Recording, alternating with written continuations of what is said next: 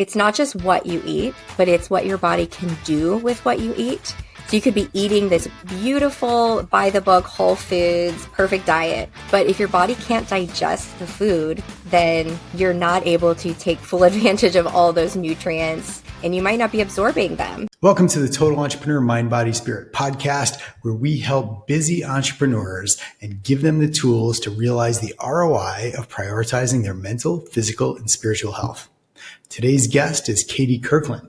Katie is a nutrition counselor and registered nurse, Master of Science of Nursing, and she helps individuals take control of their health using a personalized root cause approach to shift the internal terrain of the body to promote a state of lasting healing and well-being.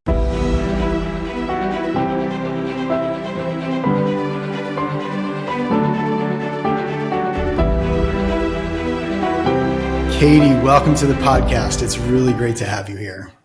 Hi, John. Thanks so much for having me. I'm excited to be here. Yeah, I'm really excited for this conversation. Nutrition is one of those things that's just central to our well-being, so I'm excited to dive in. But before we get into the details of nutrition and nutritional counseling and functional nutrition, let's talk a little bit about your background. And I know you've worked as a nurse, I think all over the world. Right. So what did those experiences teach you about what traditional healthcare does well and where it falls short? Well, I initially became a nurse because I was passionate about health and wellness and nutrition from a young age. And at that, like when I was in college, this was before kind of the time of like health coaching, and I wasn't familiar with more of Eastern practices and things. And so nursing just seemed like a logical path into, okay, how can I help people improve their health? And so I got my first degree in kinesiology and health, which was a more health promotion degree. And then I went straight into a nursing degree from there. And my whole time in nursing school, I remember thinking like, okay, I want to help people. And people would ask me, where do you want to specialize? And I realized pretty quickly that what I truly wanted to do to help people more on a holistic level and really in a preventive way didn't exist in a job description in the world of nursing. So I kind of, for a little while, put that on hold. And I ended up working in pediatric hematology and oncology for several years. And that was an incredibly rewarding experience and a really special population to work with. And then that ended up taking me on some adventures. I traveled.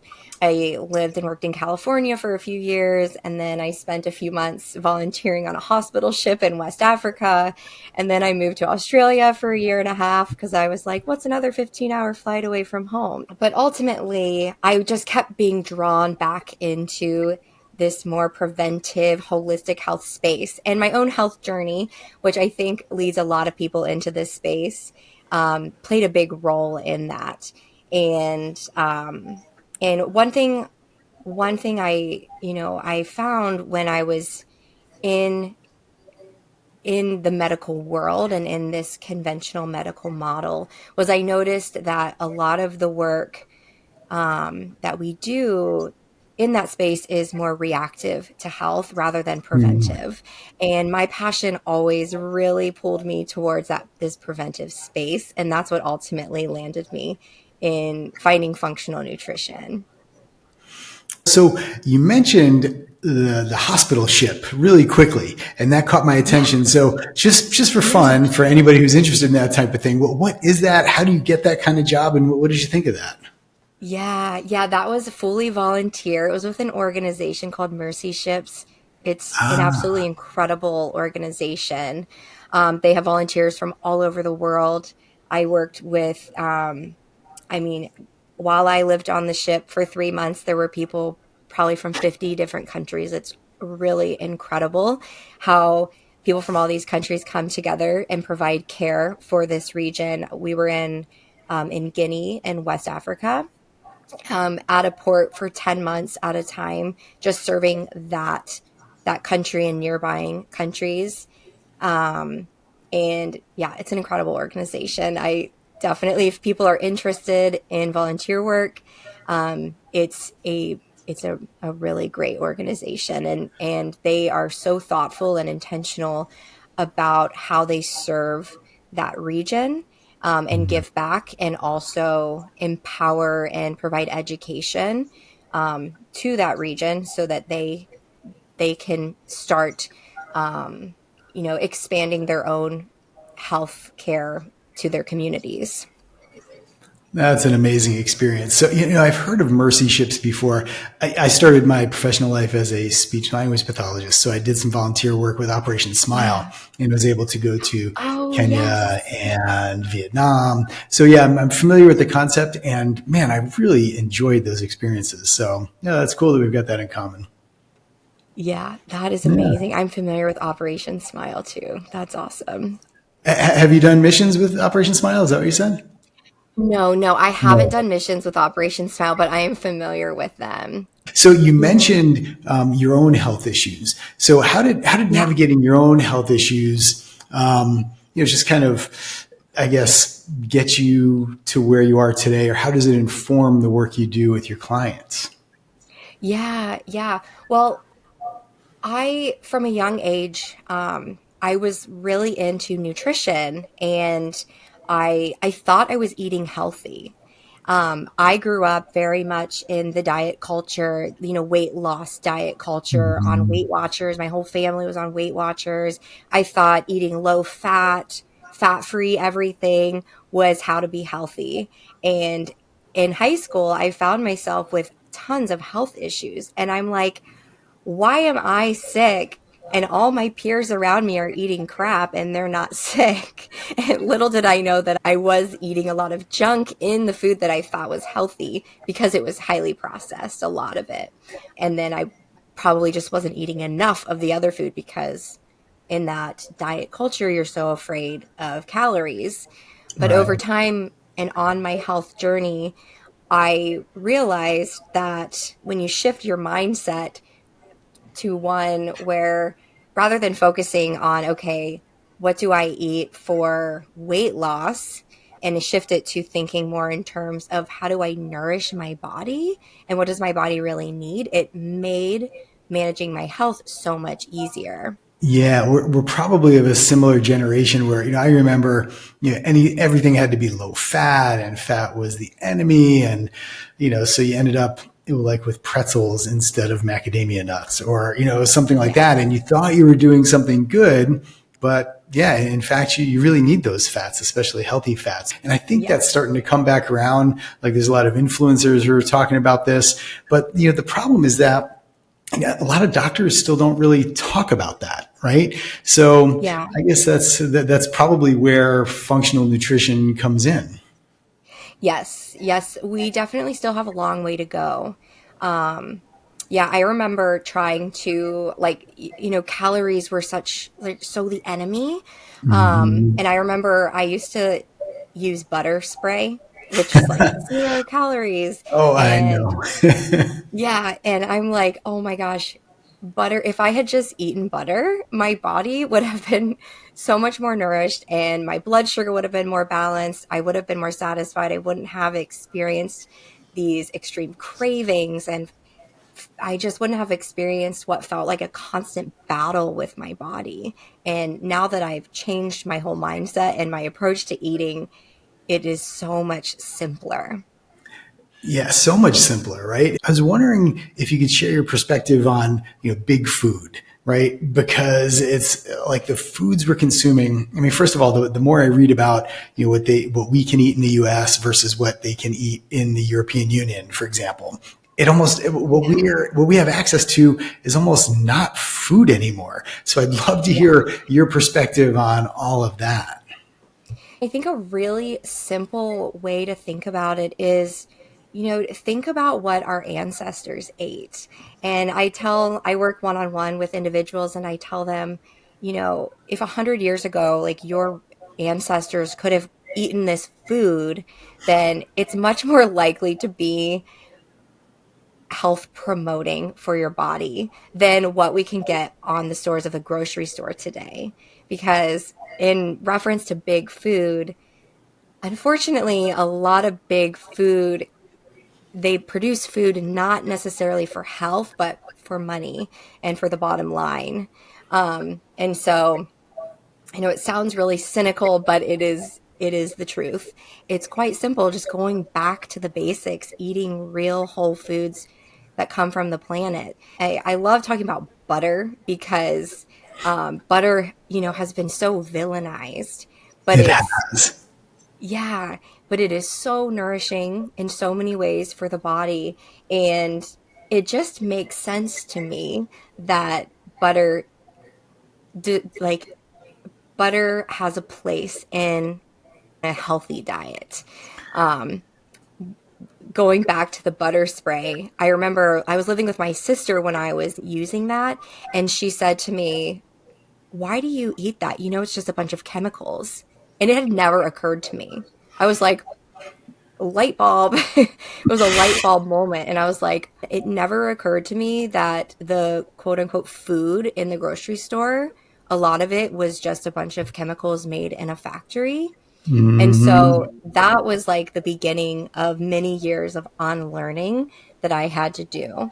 And and I see that all the time. People are still stuck in this fear of really beautiful, nourishing whole foods just because they have saturated fat um, or they're high in calories.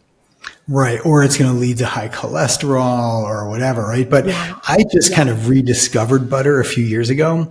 And yeah. added it into my diet with some real zest because I love it, Yes, and it's it's not so it's good, not right? evil and it's not bad. Actually, we started making our own butter, because I was Yeah, like, hey, if we're going to eat this stuff, let's just make it. So we make our own tallow from bone broth, and now we do butter, yes, and those healthy sources of fats have been so good. Now, I did have a little journey where my cholesterol was starting to creep up, but I suspect it was probably because I was going a little overboard on the homemade ice cream.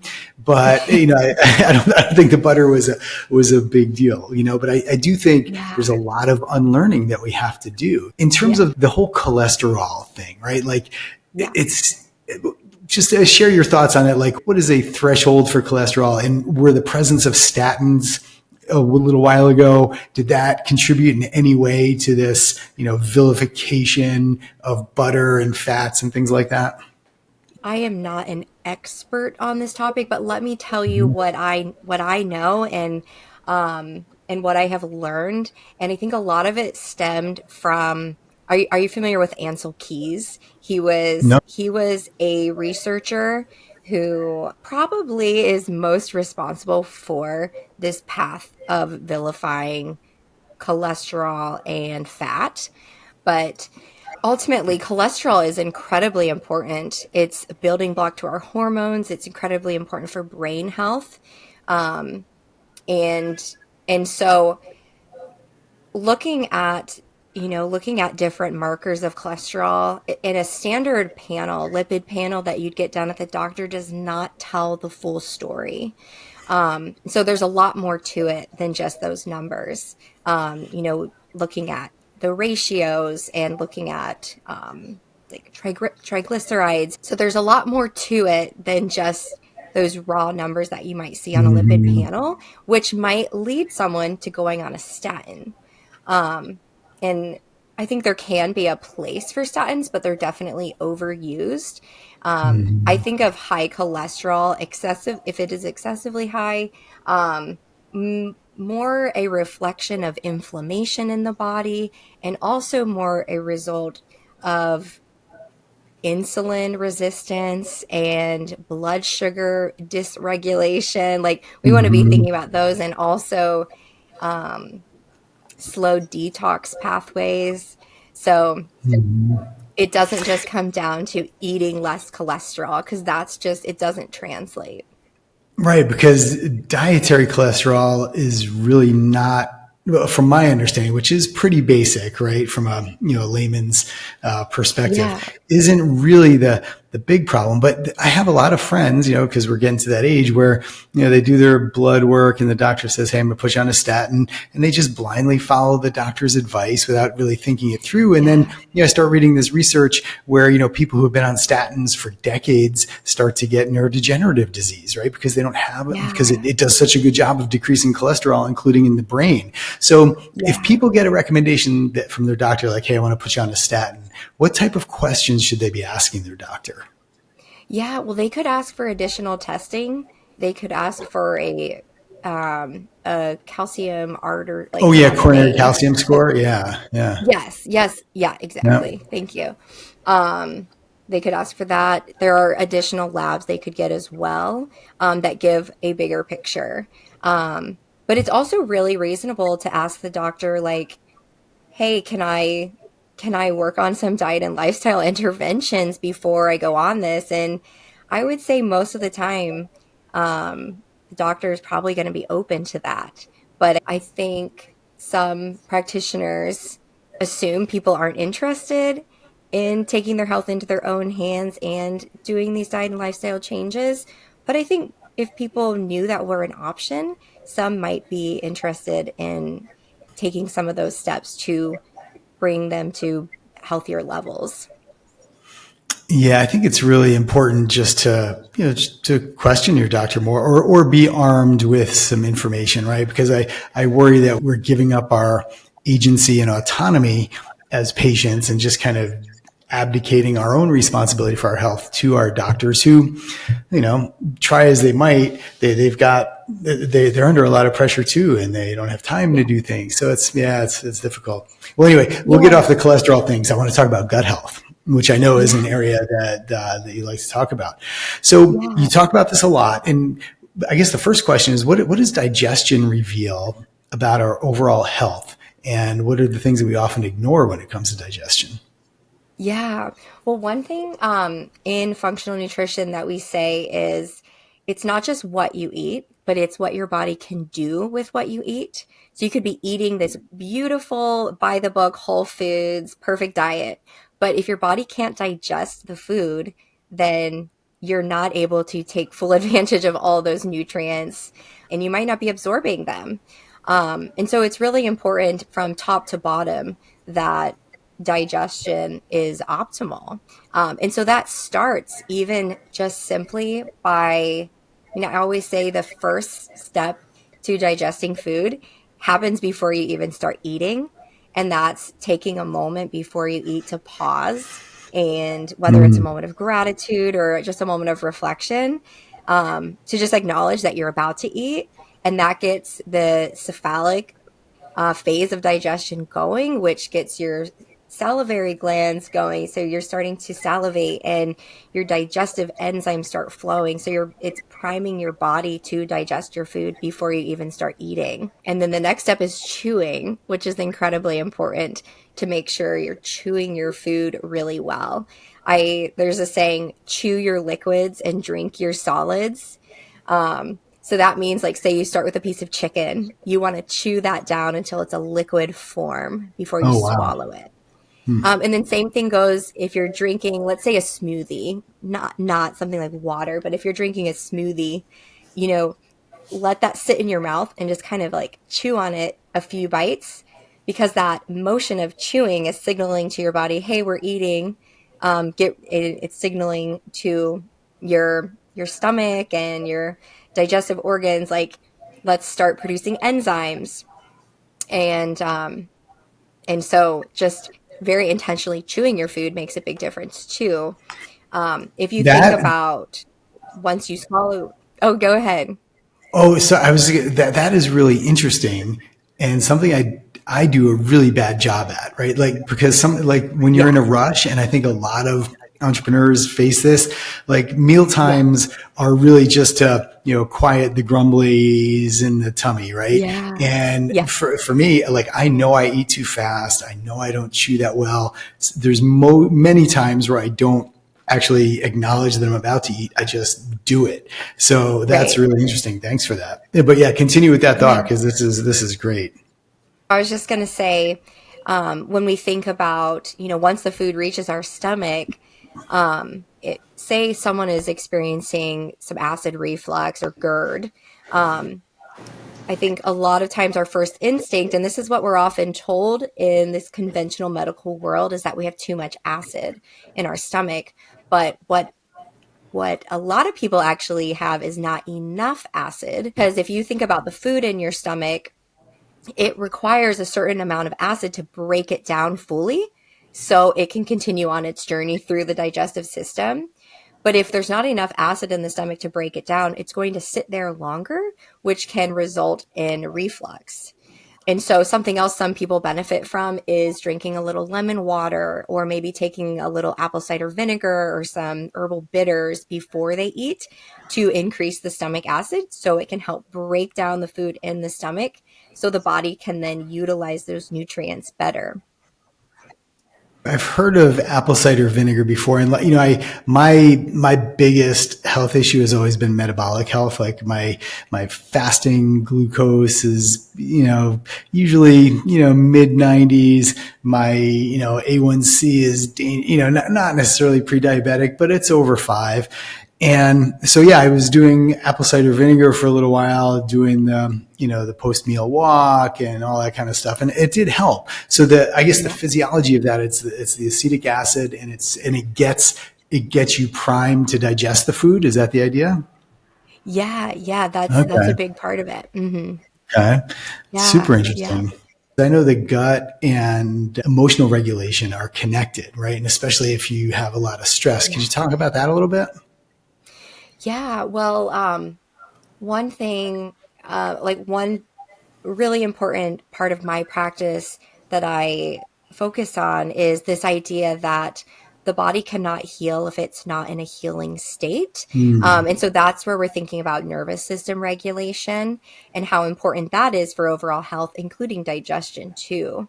Um, and so when it comes to gut health, the gut and the brain are very connected.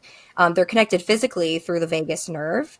Um, and the gut also is responsible for 90 to 95% of serotonin production.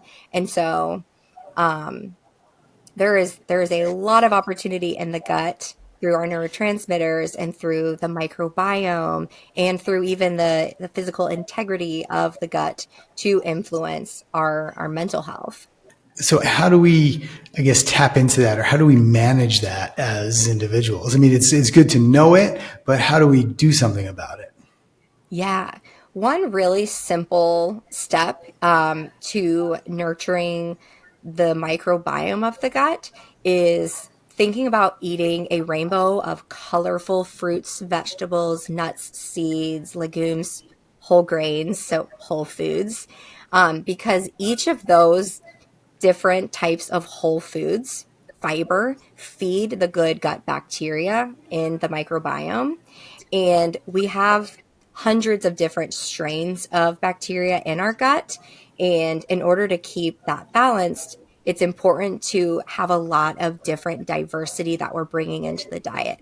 I really love the metaphor of garden and how gardens thrive when there's diversity. And if you have too much of one plant in a garden, the ecosystem will be out of balance. Um, but if you have, you know, lots of different types of flowers and bugs and great diversity, that's what keeps a garden robust and thriving. And the same thing pertains to our gut. um, the more diversity we can bring into our diet, the more robust the microbiome is going to be, which translates into improved mental health, improved immunity, improved hormone balance. I like that metaphor just because it's a visual. When you walk into the Yeah, grocery sure. store Yeah. in the produce section, you could Oh, think yeah. about filling your cart with different colors of the rainbow. And that's just a Hmm. simple way to ensure you're getting plenty of diversity. Yeah. So I want to turn our attention a little bit to poop, if you don't mind. So what does our Yeah. poop tell us about our overall health? You should be pooping, first of all, 1 to 3 times a day. It should be medium brown in color. It should be soft and formed, not too hard, not too loose. Um, on a Bristol stool chart, it should be a 3 to a 4. A 1, the Bristol stool chart goes 1 through 7. 1 would be severe constipation, 7 would be severe diarrhea. So you want it right in the middle, 3 to 4. And food should also be fully digested.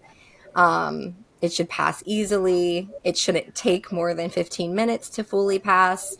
So if any of those things are off, it's kind of like a free health report from your body, giving us some clues that there's something going on. So that could be, something as simple as you ate too fast and your body wasn't able to fully digest your food. It could be something as simple as that. But it could indicate other things. It could indicate infection or problems with digestion, or imbalances in the gut microbiome. So there's a lot of information we can gather from our poop. And so it's just really important to pay attention. But I would say the main thing is if someone is not pooping daily, like let's just start there and get them pooping daily because we need those detox pathways open. Yeah. So how do you do that? If somebody doesn't have regular bowel movements, like they're 2 or 3 days apart, I totally get that it's a little toxic, right? But what can you do about that? What are some things you can do to increase the frequency? Yeah, there's a lot of things that come into play. So one is I would look at someone's hydration. Like, are they drinking enough water? Um, Ideally, you want to be aiming for about half your body weight in ounces per day. Um, I also am a big fan of bringing in some electrolytes or minerals to make sure we're hydrating at the cellular level so we're not flushing out all of our electrolytes. Um, Also, of course, gradually increasing fiber is really important too. Um, Feeding the microbiome, like I talked about, eating that rainbow, that diversity can help as well. Um, Reducing stress and slowing down. Yeah. Yeah. And what do you think about probiotics? A lot of people take them. Are they good, bad, or does it depend? I would say it depends. I would say most people probably would benefit from probiotics. Um, Occasionally, if there's a significant imbalance going on in the gut, it might not be a good thing. But I would say most people would benefit from some really good probiotics that have bifidobacterium and lactobacillus in them. That was my next question: is what should people be looking for in the probiotics? Because I know, you can go to a store and find. I mean, it's almost an unlimited selection. So what should they look for? Yeah, bifidobacterium and lactobacillus are two species of beneficial bacteria. And so I would look for those typically starting out. Just a broad spectrum probiotic is a good place to start. Um, there are gut tests you can do to get more specific, to see like where does your gut need some additional support, and those can be really valuable if someone is having um, persistent issues, not even just gut issues, but even skin issues or mood issues, because the gut plays such a role. Taking a look inside the gut and doing some microbiome testing can provide really helpful and valuable insight.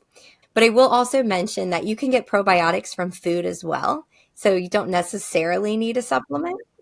Yeah. So fermented foods, kimchi, miso, kefir, sauerkraut, pickled vegetables. Um, I always like to tell people just be a little cautious when you're at the grocery store buying pickled food, or not just pickled, fermented food. Make sure it's in the refrigerated section. Because if you're getting pickles, for example, you don't want to be getting pickles out of the middle of the store where they're on the shelf, packed with preservatives. You want to be getting them from the refrigerated section and just double check that there's only a few ingredients in there. Otherwise, they're not going to contain these beneficial gut microbiome promoting bacteria.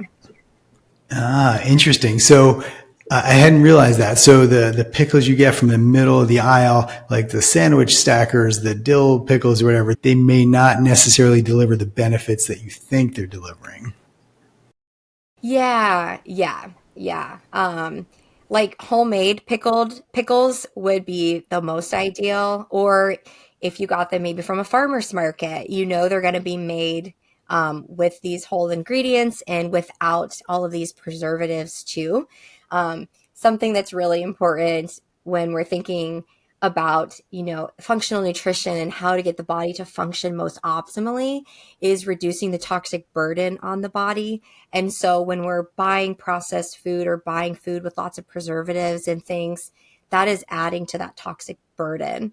Um, and so any opportunity we can take to remove some preservatives or pesticides, that's going to help overall with that toxic burden and help shift that internal terrain of the body to one that promotes healing rather than one that allows for disease or dysfunction to take root.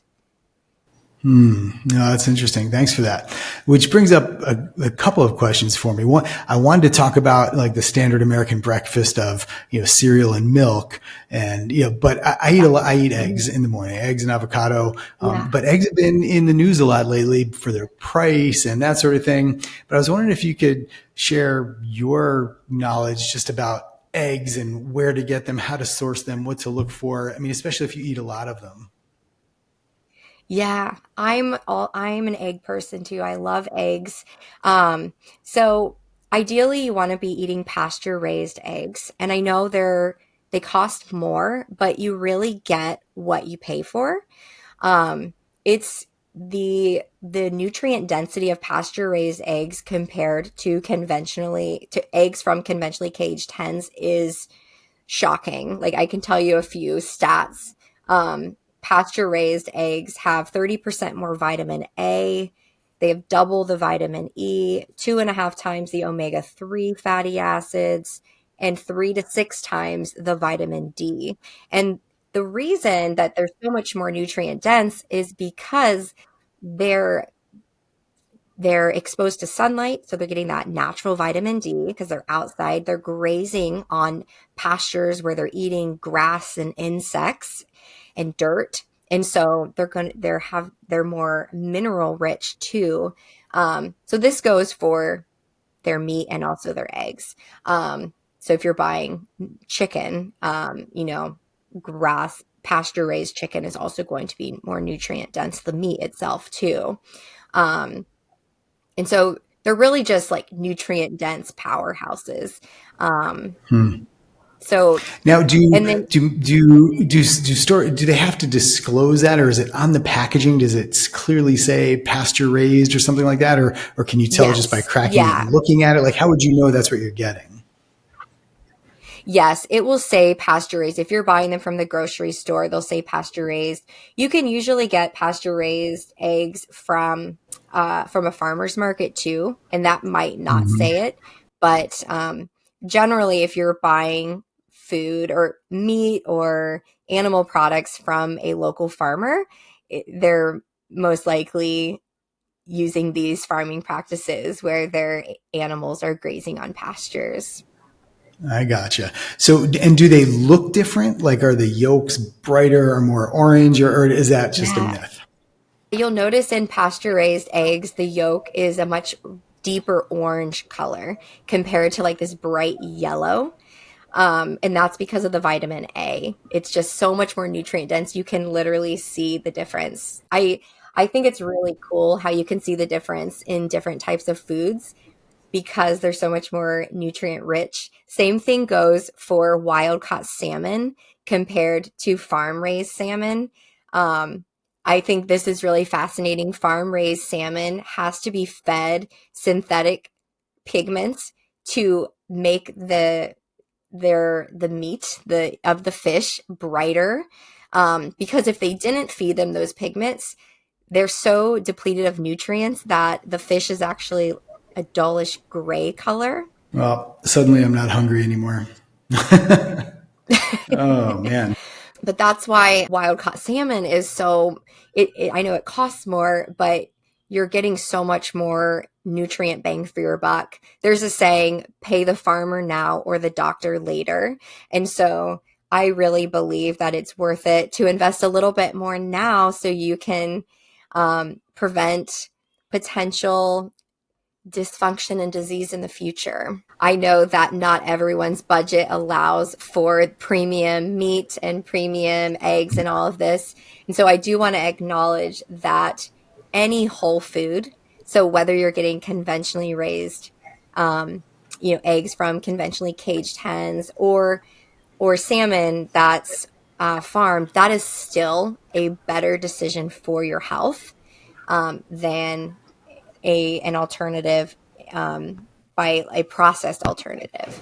So I want to acknowledge that. I know that that's not necessarily accessible to everyone, and some people might not even have it in their grocery stores, those options. Right. And so I just want to acknowledge that a whole food is still a great decision for your health, even if it's not the most optimal version. There's like a good, better, best, and sometimes good is perfect. It's good enough.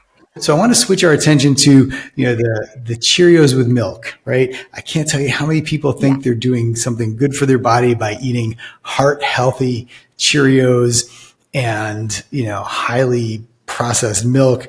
Talk to us Yeah. about that. Yeah. Yeah. Gosh, it is so misleading. And it kind of takes us back to, where I was talking my health journey of where I was reading all these labels. I was looking at the front of packages where it said low fat, heart healthy. And I'm like, oh, this is good. I'm making good decisions for my health. But little did I know I was sending myself on a blood sugar roller coaster every single day. And so that I would say is the biggest thing when it comes to breakfast. And this is an area where I start with a lot of my clients is let's start off your day with just a really nourishing whole food breakfast, and the rest of the day goes so much more smoothly, and it's so much easier to make nourishing healthy decisions when you start the day with a breakfast rich in protein, fat, and fiber. Because when you start the day with cereal, especially if you have skim milk with it, there's essentially no fat in that meal. There's no fiber, um, and there's no protein. So you're just setting yourself up for a blood sugar roller coaster. The blood sugar spikes, and then it plummets, and that's where people experience these extreme cravings. They might get those feelings of the hangry feeling where they're hungry and angry and irritable. And then so they reach for another sugary treat. Maybe there's donuts in the office. And so they reach for donuts because they're like, I'm depleted, I'm starving, I need something. And that's what's accessible. And maybe they grab a coffee at that time too. And so now caffeine and sugar is spiking, and then they tank again. And it's just this roller coaster all day long. So yeah, starting the day with a nutrient dense meal with protein, fat, and fiber can just really set the tone for a much smoother day. Yeah, and I think it's important for people, especially if you were raised thinking that skim milk was better than whole milk or Cheerios were better than eggs and that sort of thing. It's important to, I guess, know that, yes, you have permission to eat, eggs and, avocado. Yeah. And what about bacon? Like, what's your thought on that? Yeah. I mean, I personally love bacon from time to Yeah, I mean, who time. doesn't, right? Right. Yeah. I try to stick to like low preservative, so Yeah. nitrite free. Hmm. Ideally organic if I can. But again, if organic's not available, I would say go for some bacon over a bowl of Cheerios. I Hmm. wouldn't say do it every single day, Right. um, but I think bacon can absolutely be a part of a well-balanced, nourishing diet. Yeah. So actually that's another question I have for a lot of entrepreneurs. And like I alluded to earlier, sometimes you just don't feel like you have the time to eat well or to prep or whatever. And even with the best intentions, it's sometimes not going to be perfect, right? So what does Yeah. realistic nourishment actually look like when your life is busy? Yeah, I think it really does come down to a balance. One thing I look at with clients is potential food sensitivities. And so if someone does have a sensitivity to, say, something like gluten or dairy, then we probably do want to shift that away from the diet, at least for a period of time. Um, but but it really comes down to just prioritizing whole foods or minimally processed foods as much as possible. And that takes just a little bit of preparation. Um, so, doing a nice grocery shop at least once a week where you're buying some staples so that when you're in a pinch, you have things you can quickly grab on the go that are going to be supporting blood sugar and that are going to be nourishing and not depleting you. And it's little wins, right? Like even, on Yeah. a flight, if you're not sitting in business class and getting a fully prepared meal and you have the option of the Biscoff cookies versus the pistachios, Yes. pistachios, even though they're processed a little bit, probably better than the cookies or the sun chips or whatever you've got available, right? Yeah. Yeah. When I'm making decisions about food on the go, my main focus is what is this going to do to my blood sugar? Um, and And so even if I did decide to get some chips, I would really prioritize getting some protein or fat in along with that. This idea of always dressing up your carbs. So, I'm not saying there's no place for a little indulgement here and there. Um, but just making sure that you're pairing those carbs with something that's going to slow down the blood sugar response. Yeah. So, like I said earlier, that metabolic health and blood sugar has been just the thing that I have to wrestle with. So I wear a CGM twice a year just to kind of keep that in check, Yeah. and I do the same thing now, even when I don't have the CGM on, because I've learned so much, and that's when I'm on the go or anytime I have to make a food choice, I'm thinking, what is this going to do to my blood sugar? Like if I had my CGM on right now, what would this be doing? Right. And it's such a cool Yeah. way to gamify your biomarkers, because now, Yeah. now that I know this and I have information, I can make different choices. And yet blood sugar is always top of mind for me because that's my thing. That's my battle. Yeah. Yeah, yeah. Even I love the idea going back to I don't know why I'm really focused on butter in this conversation, but even going back to if you decide to have a piece of bread or a roll, like put the butter on it. Put the butter on it, add some fat to it to help slow the blood sugar response that you're going to have to that. Yeah, and again, we've been trained so differently, right, or taught so differently. Like, yeah, have the bread; it's great, it's low fat, but gosh, don't put the butter on it, right? Because it's high caloric Yeah, and high fat and high cholesterol. Yeah, yeah, yeah, that definitely yeah, takes a little bit of untraining for sure. And so the other it thing too, does. Yeah. adding fat helps slow down the absorption, but I've read also just, putting that fiber in front of the carb too, like actually just eating your meal in a certain way. So now whenever I can, I try to eat fiber, whether it's a fruit or salad, or sometimes I'll even just grab a small handful of spinach. Like instead of taking a pill, I'll take a handful of spinach before I know I'm going to eat something that has fast carbs in it or something. And that seems to help. Yeah. I don't know if you have a thought on that, but it seems to help me. Yeah. No, that's perfect. One thing I teach my clients when it comes to blood sugar balance, probably the number one thing I teach is protein, fat, and fiber at every meal or snack. And you're Mm-hmm. not always going to get all three of those, but it's a really great rule of thumb to keep in mind. So I love the idea of, okay, I don't have some protein readily accessible, but I'll eat a couple bites of veggies and Mm-hmm. that's going to make a difference. That's going to be better than if you ate that carby snack without them. Mhm. Yeah, I kind of treat it like a pill if I need to, right? I just grab and I don't even mind raw spinach that much. It's not, doesn't bother me. It's kind of good. And when I have my CGM on, I notice it really keeps that curve very flat.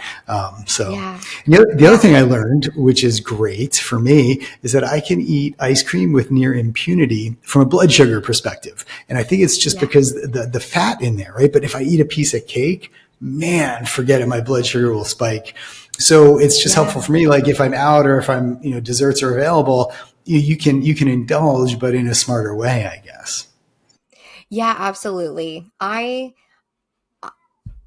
think, we all deserve to indulge from time to time, and but the decisions around how we indulge make a big difference. So if you're going to say you're going to eat cake, maybe be a little more intentional about eating a little extra protein at that meal beforehand, or even eating a couple bites of protein like a pill, like you said you do with spinach.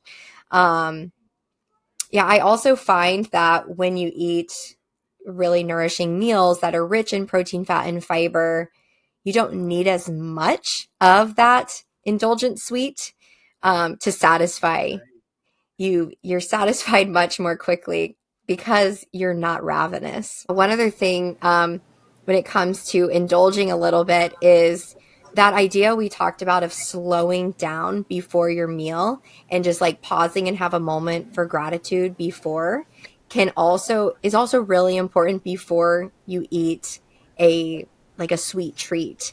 um, and just being at peace with it too, because guilt and stress about what you're eating can be just as detrimental for digestion and overall health, or it could be even more detrimental than just enjoying that treat with ease and with peace. So Okay. tell us about these cravings, right? So like if there's like I'm thinking of these young entrepreneurs I work with, they're not only are they university students, but they're starting companies. Their diets could definitely use some help, but they say that they always have these cravings, right? They can never get satiated.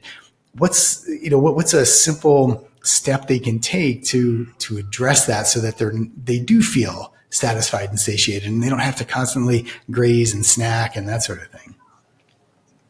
Yeah. Like I said, prioritizing protein, fat, and fiber at every meal or snack can go a long way for helping to balance blood sugar and prevent those crashes where they experience cravings. And also prioritizing whole foods. Um, because when we're eating processed foods, they're they're not as rich in fiber, fat, and protein. And so they're not going to support that blood sugar balance. They're also just not as rich in nutrients.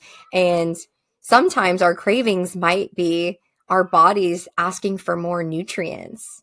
Um, and so if we're eating these processed foods that they might be high in calories, but they're not rich in nutrients, it really confuses our body, and that can also lead to these extreme cravings and feeling ravenous.